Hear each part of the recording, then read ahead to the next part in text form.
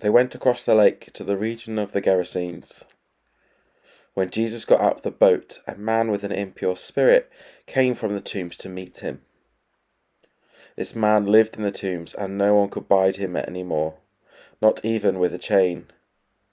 For he had often been chained hand and foot, but he tore the chains apart and broke the irons on his feet. No one was strong enough to subdue him. Night and day among the tombs and in the hills he would cry out and cut himself with stones. When he saw Jesus from a distance, he ran and fell on his knees in front of him.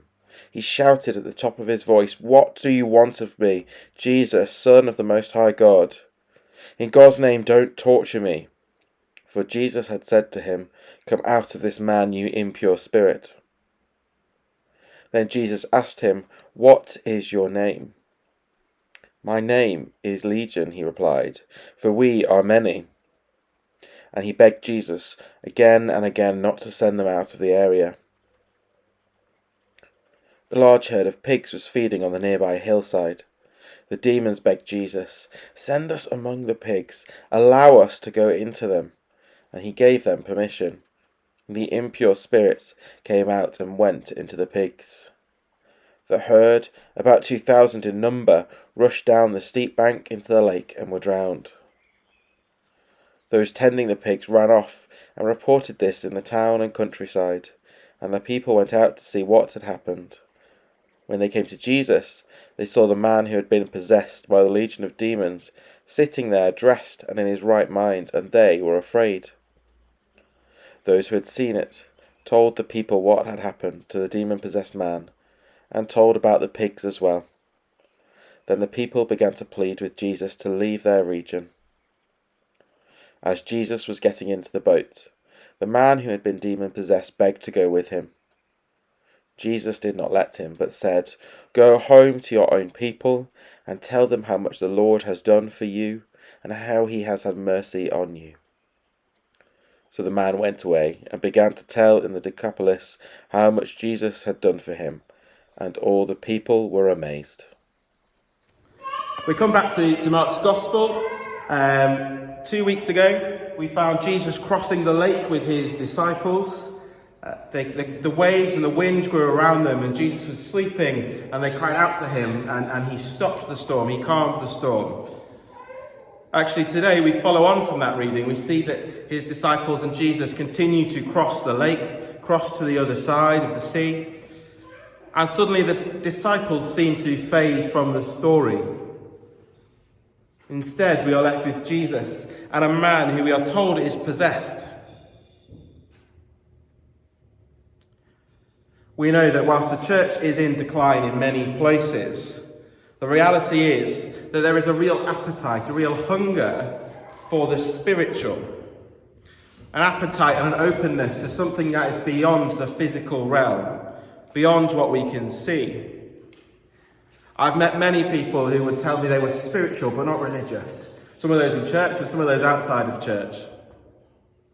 And I don't know about you, but pre-pandemic, I would often see signs for mediums, for psychic readings, all that sort of stuff outside pubs. In fact, you might not know it, but in the Trafford Centre, there is a tarot reading booth. We'd often see psychic nights at the pubs. And actually, when I was working in Manchester in a deprived estate, there were times when young people would tell me about spirits that were present in their house, or ghosts that were present. Other people I met were a lot more sceptical. I imagine that is the case within the church as well. I imagine within the church, not necessarily this church, but the global church, there are those who think that anything about demons and all that is a load of tosh. They try and explain it away. They try and ignore it and describe it in other terms. You know, actually, what we read in the Bible, that's not demons, that's undiagnosed, misunderstood mental health issues or that sort of stuff. And that might be the case about some. I'm sure there are also people who see a demon behind every corner. Everything that goes wrong, it is demonic, satanic activity. And I think both of those two extremes are probably things we need to watch out for. C.S. Lewis put it like this: There are two opposite and equal errors to which our race can fall about the devils. One is to disbelieve in their existence.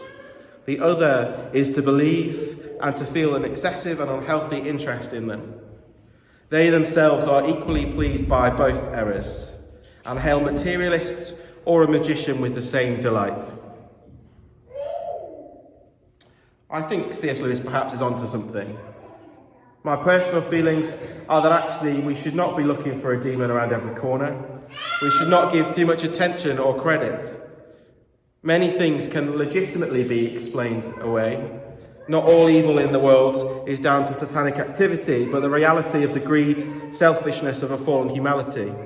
But I also think the Bible makes it clear that there is a spiritual realm beyond what we know, what we can see, what we can understand. And we can't just explain it all away. We can't just say it is all tosh, it is all rubbish. We have to be careful.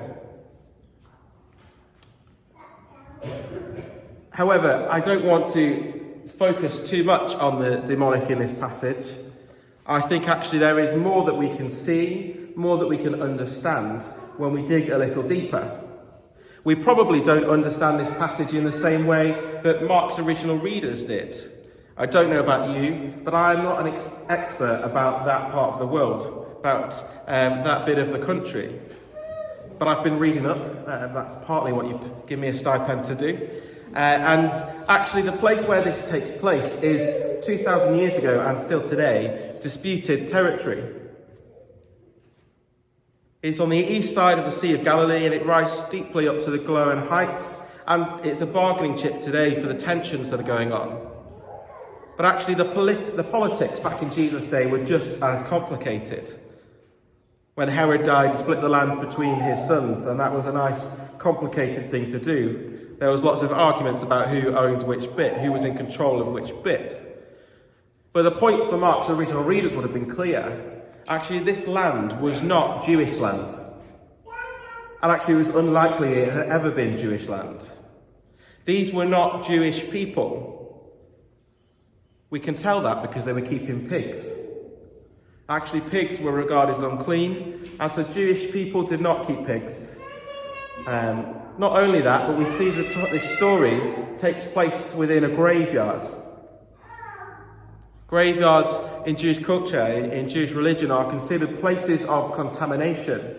Because if you came into contact with a dead body, if you came into contact with a grave, that made you unclean. And so Jesus encounters this man who is about as religiously and sacramentally unclean as you could be. He encounters this man that is living among the gravestones, living among the dead, living with this herd of pigs nearby. This man that is a Gentile, and I'm sure that some of Mark's original readers would have wondered why Jesus was bothering with him. As we've already said, not only is this man unclean, but he finds himself possessed. And I find it interesting that the demon calls itself Legion. And we're told that this is because we are Legion, because we are many. But it's also interesting, I think, that at that time, there would be legions of Roman soldiers. Garrisons of 3,000 to 6,000 men, soldiers.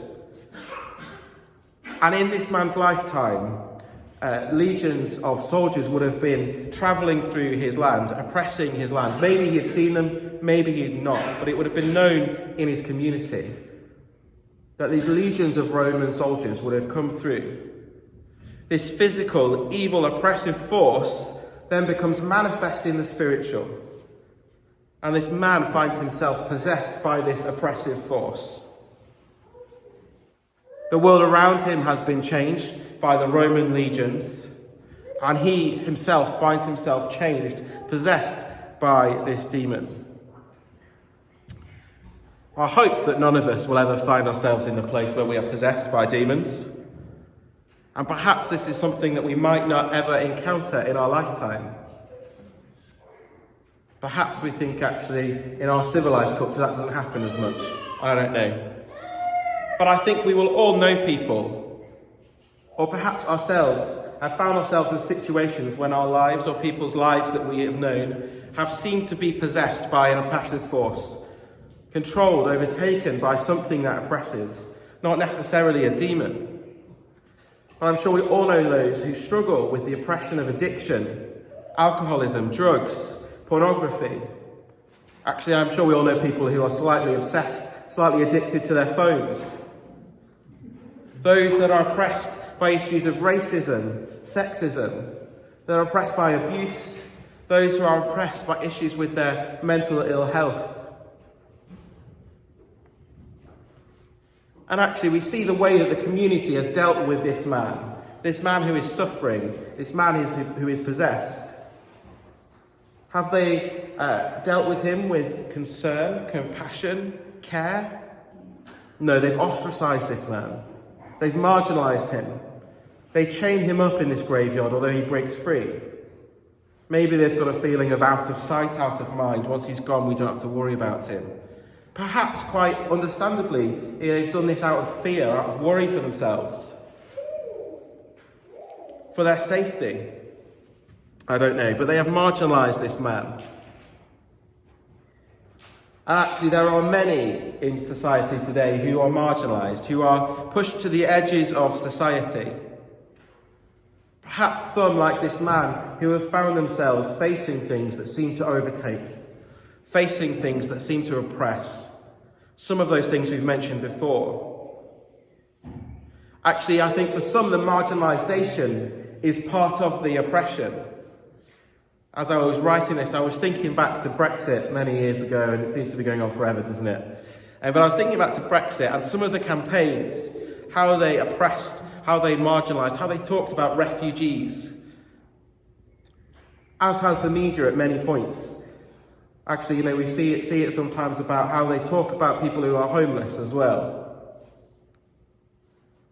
Sadly, I'm afraid that at times it is the church that does the marginalising, the oppressing.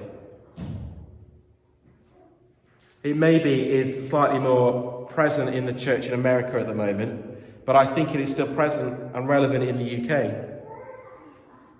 There is a story, and I'm not sure whether this is true or an urban legend, so take it with a pinch of salt. But there is a story goes that a man walked into a church. He's dirty, he's messy, he's scruffy, he smells a bit funny. He arrives with half a bottle of wine, comes and plonks himself on the front row at church. I mean, for anybody to come and plonk themselves at the front row of church is quite brave, so well done, you five there. Actually, people start looking at him, wondering why he's there, wondering why the welcome team let him in. As the service continues, you can tell that people are getting uncomfortable with this man's presence. Actually, this is not how you should dress in church. This is not how you should be in church. As it gets time for the sermon, the person leading the service announces that the new pastor will be coming to bring the sermon today. And as everybody looks around for somebody in a shirt and tie and suit with nice shoes on, this man stands up, dirty and dishevelled, comes to the front and begins to preach about loving your neighbour, not judging a book by its cover, about not excluding people. I think the next week he may have turned up in his shirt and tie without a bottle of wine. Now, I don't know, I've heard that story a few times, and it could be one of those urban legends that just goes round. So I thought I would share a story that I know is true, because it happened at my church growing up. One Sunday we arrived at church. I went to church in a place called Poynton, and Poynton is quite middle class.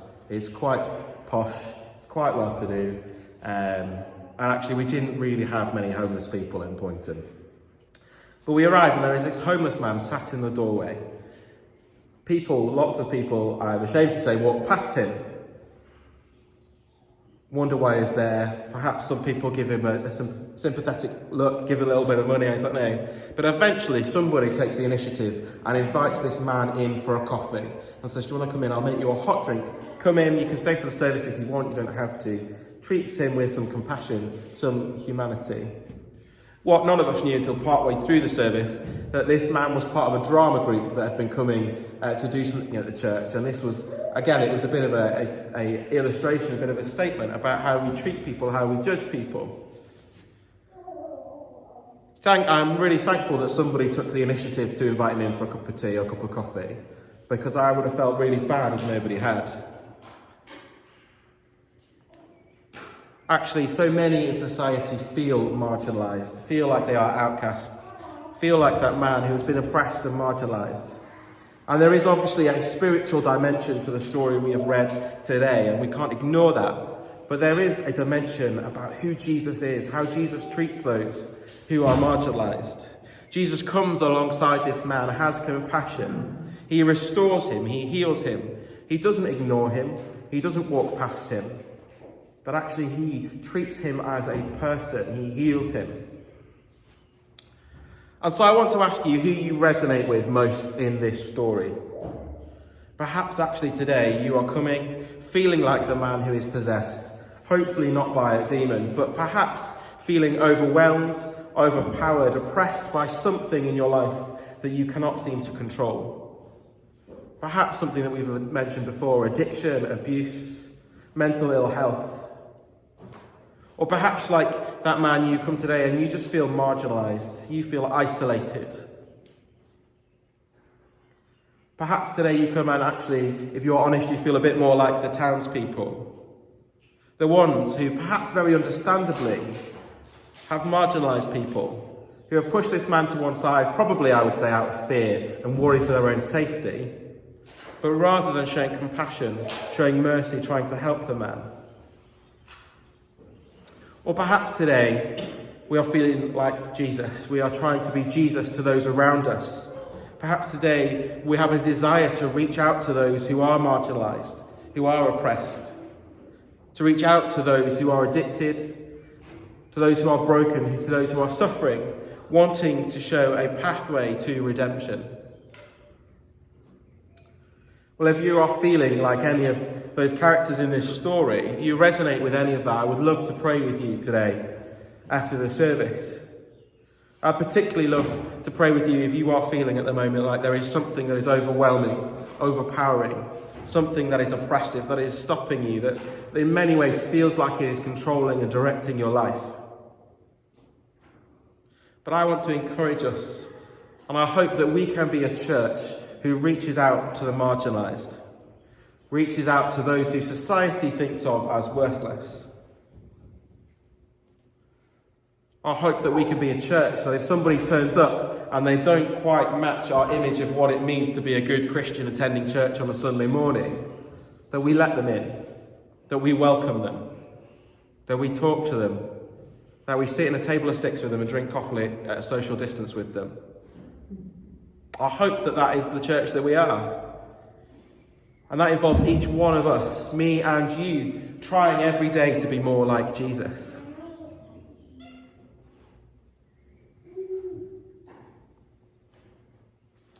The final thing I want to say, and this is a slight aside, but it always fascinates me, so I'm going to share it. Actually, after this man has encountered Jesus, after Jesus has restored him, welcomed him and accepted him, this man says, "Let me come with you.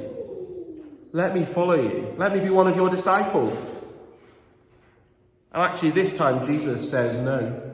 Jesus tells this man to stay where he is, to go out and share what Jesus has done. I may be incorrect in this, but I know that actually most of what we've read in Mark's Gospel so far, when Jesus heals somebody, when Jesus performs a miracle, when they declare, "You are the Messiah," Jesus says, "Be quiet, don't tell anybody. It's a secret." Actually, to this man, Jesus says, "Go and tell everybody." N.T. Wright suggests that this is because, actually, when Jesus was dealing with the Jewish people, they had this idea of what the Messiah was like. There were already tensions bubbling up, and actually sharing about this man who was healing, this man who was transforming, would have actually really not been good for Jesus' ministry at that time. It would have meant that people would have come with their presumptions of what Jesus was going to do, overthrowing the Romans with force. And actually Jesus needed that be quiet, silence, so that he could complete his journey to the cross and to beyond the grave and risen again. But for this man, this Gentile, there is not that baggage, that background. And so Jesus tells him to go and share what has happened to those that he lives with, those around him, those that saw him. this is something that we can do too. Actually, I know sometimes we equate mission and evangelism with heading off overseas to the far-flung corners of the world. But actually, for some of us, Jesus is calling us to stay where we are, to testify about what God has done, about how we have been restored and redeemed. For some of us, actually, we are called to stay here and be Jesus to the people around us where we are. Some of us might one day be called overseas. Many of us might be called to stay. But I hope that we can be Jesus, reaching out to the marginalised, sharing the love of God with those who are oppressed in our community and in our society. One day we might have this reading again, and that day I might try and explain to you what on earth happened with the pigs. But for today, I'm just going to encourage us again to be more like Jesus. We're going to sing a song now. We're going to sing Amazing Grace, My Chains Are Gone. And again, I encourage you to treat this song like a prayer. Perhaps this morning you are feeling oppressed, you are feeling chained. But we have just read the story of Jesus breaking chains, getting rid of oppression.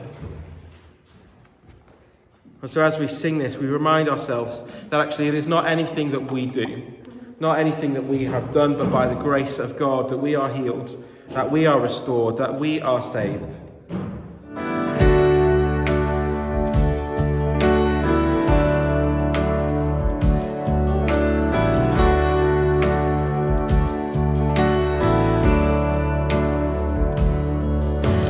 Amazing grace, how sweet the sound that saved a wretch like me. I once was lost, but now I'm found. Was blind, but now I see. 'Twas grace that taught my heart to fear, and grace my fears relieved. How precious did that grace appear the hour I first believed. My chains are gone, I've been set free. My God, my Savior has ransomed me. And like a flood, His mercy reigns. Unending love, amazing grace. The Lord has promised good to me. His word my hope secures. He will my shield and portion be, as long as life endures. The earth shall soon dissolve like snow. The sun forbear to shine, but God who called me here below will be forever mine. My chains are gone, I've been set free. My God, my Savior has ransomed me. And like a flood, His mercy reigns. Unending love, amazing grace. My chains are gone,